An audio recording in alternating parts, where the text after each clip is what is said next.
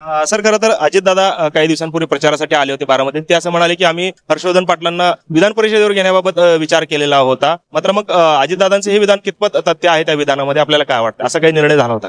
मला असं वाटतं की अजितदादा आमच्या मतदारसंघामध्ये आले ते खरंच महाराष्ट्राचे सर्वात मोठे नेते आहेत ते. आणि जसे ते इंदापूरला आले, तासगावला गेले, इस्लामपूरला गेले, इथं बारामतीत आले. त्यामुळे महाराष्ट्रामध्ये भाषण करताना कोणाबद्दल काही आणि कुठेही बोलण्याचा अधिकार महाराष्ट्रामध्ये फक्त एकाच नेत्याला आहे, तो म्हणजे अजितदादा. त्यामुळे त्यांनी जे विधानं केली सगळी, मी त्याचं स्वागत करतो. मला असं वाटतं की जी काही चर्चा आमची झाली माग, आता तो विषय सगळा संपलेला आहे. परंतु ह्या सगळ्या चर्चा झाल्यानंतर त्याची कुठंच परिपूर्तता कुठंच झालेली नाही. आणि आता हे सगळं झालं होतं, मग त्यांनीच येऊन 1 महिन्यापूर्वी इंदापूरला भाषण करून उमेदवारी जाहीर केली होती. हे त्या चर्चेमध्ये ठरलेलं नव्हतं. त्यामुळे आता त्या आत मला जायचं नाही. आता तो विषय सगळा आता संपलेला आहे. परंतु आज त्यांनी नेहमीच आमच्याबद्दल गौरवोद्गार काढलेले आहेत. माझीच त्यांना विनंती अशी की असं सातत्यानं आमच्याबद्दल बोलत राहा. त्यांना शुभेच्छा आहेत. पण म्हणजे आपण जसं म्हणताय की मग विधान परिषदेबाबत आपली चर्चा झालेली होती, मात्र कुठेच पुढे निर्णय झालेला नाहीये. केवळ आपली बंडखोरी थांबवण्यासाठीचा हा प्रयत्न होता का त्यांचा? आता तो विषय सगळा संपलेला आहे. आता उद्या 4 तारखेला विड्रॉल होतील आणि 20 तारखेला मतदान होणार आहे. आता नव्यानं सभागृहात जायची वेळ आली. आता ती काय तुम्ही मागचं काढत बसलाय? आता तो विषय संपलेला आहे. आता मला असं वाटतं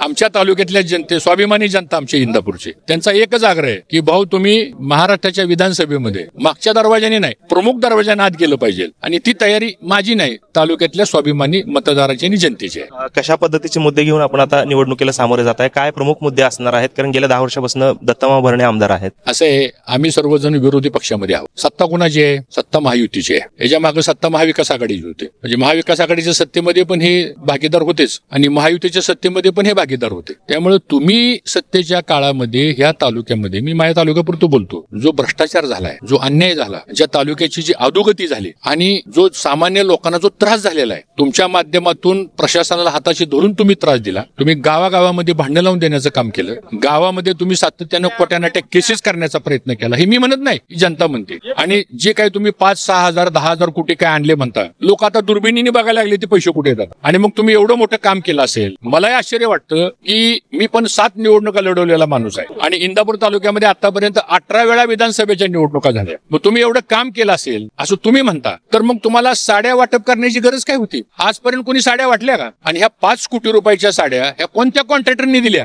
हा कोणता व्यापारी आहे जो 5 कोटीच्या साड्या देतोय? आणि का तुम्हालाच का साड्या देतो? 287 मतदारसंघातल्या उमेदवारांना का दिल्या नाही साड्या त्यांनी? एखादा कॉन्ट्रॅक्टर, एखादा मोठा व्यापारी आहे, आम्हालाही माहिती तो कोण व्यापारी आहे, आम्हालाही माहिती तो कोण कॉन्ट्रॅक्टर आहे. आणि कोणती महिला गेली की तुमच्याकडे की बाबा आम्हाला साड्या द्या म्हणून सांगायला? मला असं वाटतं हे सगळं आमिष दाखवून आज तुमचा जनाधार ढासळलेला आहे. आणि मग अशा काही गोष्टी करून काय आपल्याला काही 4 मतं मिळतात का? पण आमच्या तालुक्यातला स्वाभिमानी मतदार, आमच्या तालुक्यातल्या स्वाभिमानी आमच्या भगिनी या पैशानं साडीनं विकत घेण्याची हिंमत कुणी करू नये. कारण आमच्या तालुक्यातल्या आमच्या महिला भगिनी स्वाभिमानी आहेत. त्या तालुक्यातला मतदार स्वाभिमानी आहे आणि तो स्वाभिमान उद्याच्या 20 तारखेला दिसेल.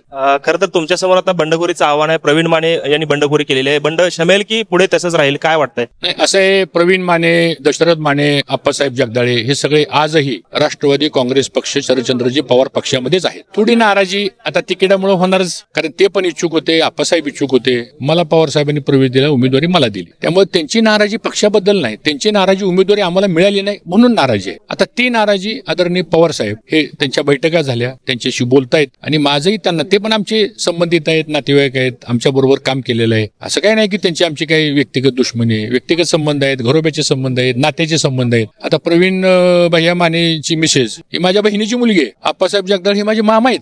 काही वेगळी नाहीत कोणीही, सांगतो तुम्हाला. आणि म्हणून मला असं वाटतं की ठीक आहे, थोडी नाराजी असती. साहेबांची चर्चा झालेली आहे, अजून 2 दिवस आहेत आणि शेवटी ते सगळे पवार साहेबाला मानणारे आहेत. पवार साहेबांच्या पक्षामध्ये आम्ही सर्वजण आहोत. कोण पक्षातनं बाहेर गेले का कुणी? सांगा, तुमच्याकडे काय माहिती आहे का की त्यांनी सांगितलं आम्ही पवार साहेबांचा पक्ष सोडलाय असं कुणी म्हणलंय का? नाही म्हणलं. त्यामुळे मला असं वाटतं की थांबा 2 दिवस. पवार साहेब पक्षाचे प्रमुख आहेत. आताही माझी स्टेजवर पवार साहेबांची चर्चा झाली. ते म्हणले माझं बोलणं झालेलं आहे, मी मार्ग काढतो. संपलं.